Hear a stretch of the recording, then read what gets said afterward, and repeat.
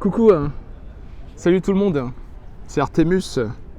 Aujourd'hui on est le mercredi 27 décembre 2023, Santa Monica, et ce sera l'entrée 32.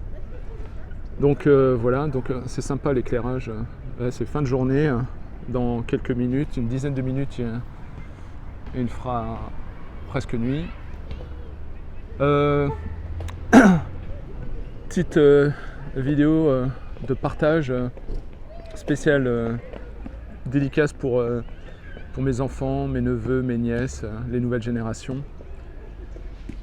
Je vais partager ce qui m'a mis le plus de temps dans ma vie à apprendre, un petit bout de sagesse de vie, et qui paraît simple, mais qui m'a mis énormément de temps à déployer, à développer, à comprendre. Donc je dirais, pour toutes les jeunes générations, c'est d'apprendre à dire non. Et c'est le premier truc, c'est savoir mettre des limites, savoir dire non et assumer le non.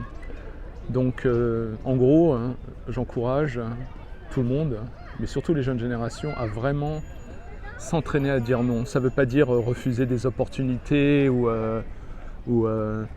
mais ça veut dire apprendre à exister, à être authentique et à comprendre que dire non, c'est un peu prendre sa place avant de dire oui bêtement ou de dire un oui automatique. Et il est préférable de dire non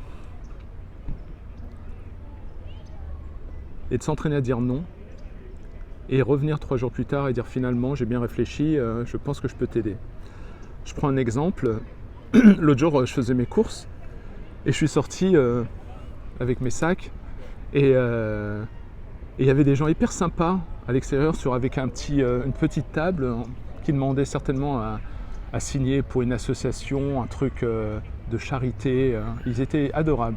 Et moi, j'avais pas la tête à ça, je devais rentrer, donc j'ai pu regarder le mec dans les yeux et lui dire non.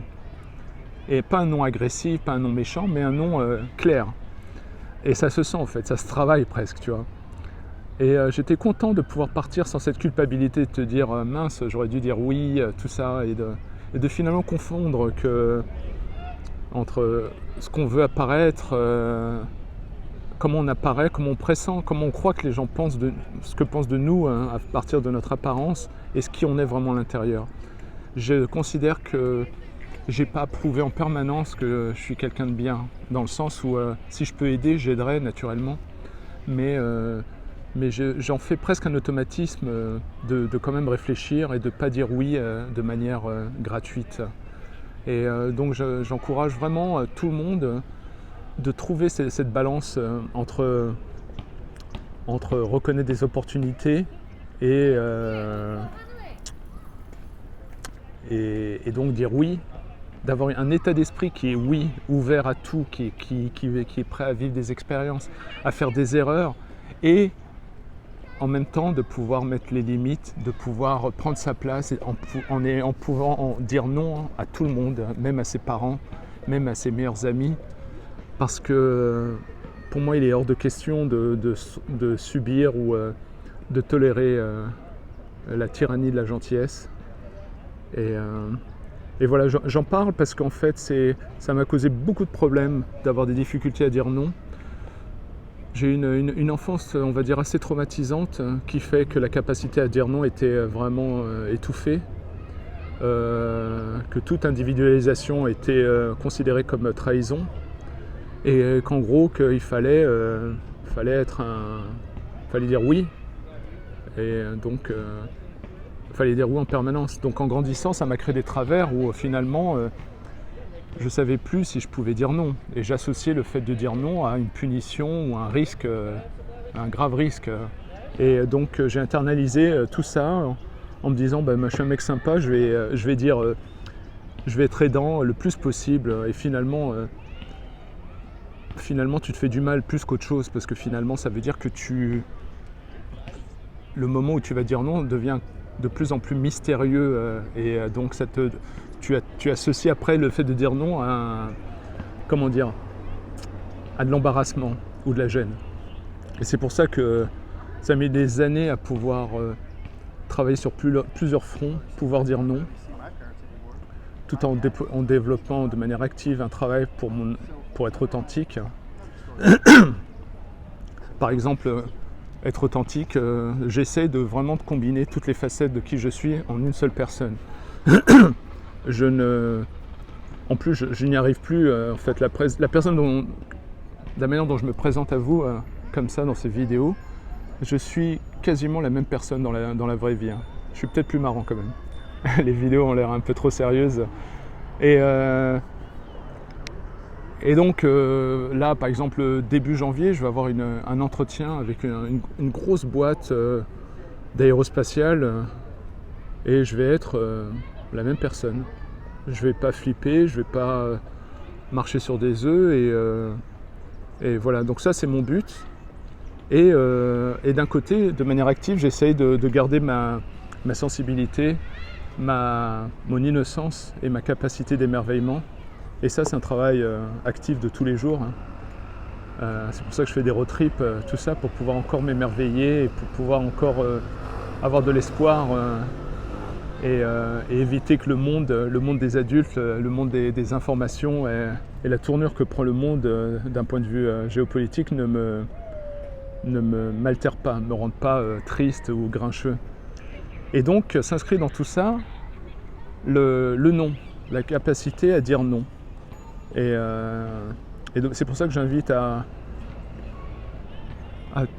tous les gens que j'aime, surtout les enfants, les jeunes générations, à comprendre la nécessité de manier le non et de se familiariser avec le non et de s'entraîner, quitte à faire semblant pendant un certain temps pour se familiariser avec le non, afin de pouvoir, en tant que jeune homme ou jeune fille, pouvoir avoir cette colonne vertébrale qui puisse protéger qui on est, nos valeurs, parce qu'il y a des pressions en permanence dans ce monde, la pression d'être gentil, la pression de se conformer à un environnement, la pression des amis, tout ça où tu peux pas dire non sinon tu passes pour un naze. Voilà, donc je dirais la première étape dans mon développement, ça a été la capacité à dire non sans broncher, sans avoir un malaise ou d'avoir le cœur qui flanche en se disant merde, je suis en train de devenir, je suis une raclure ou un connard parce que j'aurais pu dire oui. Et pourquoi j'en parle aujourd'hui? Parce que j'ai eu une situation qui m'a testé l'autre jour. C'est un pote un pote aux États-Unis, un Allemand, qui m'a demandé de manière hyper douce, qui m'a demandé si je pouvais l'aider, s'il pouvait utiliser mon adresse pour recevoir comment dire, des cadeaux d'une personne d'Allemagne que je connais pas. Et ce pote que j'aime beaucoup et j'ai une entière confiance, je lui ai dit non. Je lui ai dit j'ai une règle, moi je connais pas la personne, même si c'est ta personne, Donc ce qui est intéressant, c'est que quand tu commences à t'entraîner à dire non, après il va falloir l'expliquer. Et ce qui est intéressant, c'est que quand tu te sens mal à l'aise à dire un non et tu te poses la question pourquoi, ça te permet de commencer à ébaucher quelles sont tes valeurs. Et moi j'étais un peu gêné de lui dire non parce que je sentais qu'il s'y attendait pas. Et donc le lendemain je lui ai expliqué, je lui ai fait écoute, moi j'ai une règle, je choisis mes amis de manière hyper scrupuleuse. Et je considère qu'on est tous connectés et aucun de mes amis, tous mes amis je considère sont fiables, à preuve du contraire. Mais et je lui dis, je connais pas la personne à qui tu veux donner mon adresse, donc moi j'ai pas envie de prendre de risques et je la connais pas, donc pour moi c'est non. Et il a compris, donc ça s'est bien passé, heureusement. Mais je pense qu'on aurait eu 20 ans. Ça aurait été ouais mais vas-y c'est que dalle, on s'en fout, tu vois. Bref, encore une fois, je vous invite, si vous ne l'avez pas déjà fait, à vraiment à trouver cette danse avec vous-même et à pouvoir vous affirmer, à pouvoir dire non à tout le monde, même à ses parents. Parce que le but c'est pas d'être sympa, gentil, niais quoi. Le but c'est c'est d'exister avec un élan, une colonne vertébrale en titanium afin de pouvoir jouer son rôle. Et j'invite tout le monde à pouvoir avoir cette capacité à dire non en toutes circonstances, parce que ça veut dire qu'après, le oui a de la valeur. Donc en gros, voilà. Ce que j'essaie d'exprimer, c'est que le oui doit avoir de la valeur. Et pour qu'il ait de la valeur, il faut qu'il soit conditionnel, lié à des valeurs, lié à des valeurs authentiques. Et donc c'est par défaut, quand on ne sait pas ces valeurs, on ne sait pas qui on est, j'invite à s'entraîner à dire non, le temps de savoir quelles sont nos valeurs, nos limites. Et puis, et c'est un long sujet, cette histoire du non, parce qu'effectivement, je pense que dans cette vie, on doit apprendre à se connaître. Et c'est ce travail que je trouve magnifique, que j'ai commencé peut-être il y a une dizaine d'années, et de prendre soin de soi, comme si on prenait soin d'un très bon ami, ou une personne qui nous est chère. Et l'outil du non est crucial. Et quand je dis dire non, ça ne veut pas dire non à la vie, dire non aux opportunités. C'est trouver, d'être dans un élan ouvert à toutes les possibilités, d'accepter de faire plein de choses, même des erreurs, et d'en faire beaucoup. Mais d'avoir cette capacité à dire non, afin de ne jamais se renier et d'être en force et d'être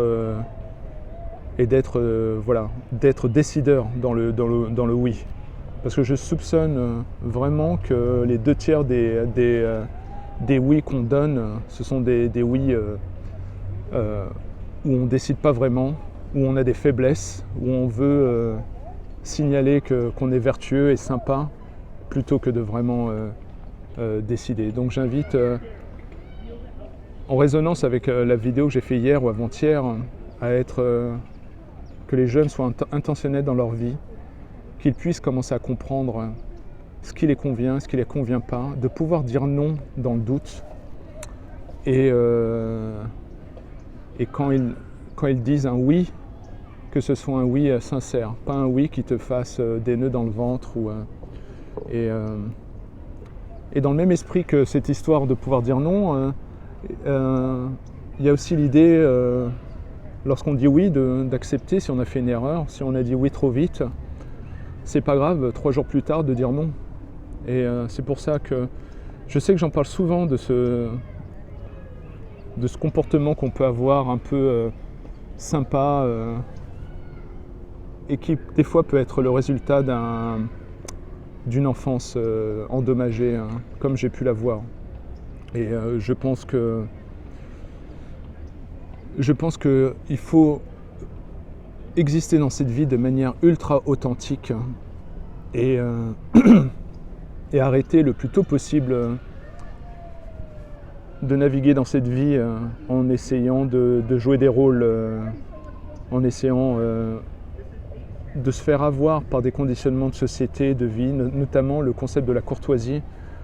Combien de gens, par faiblesse ou par courtoisie ou par traumatisme de l'enfance, se nient et se mettent à être ultra serviables, et tout le monde y perd.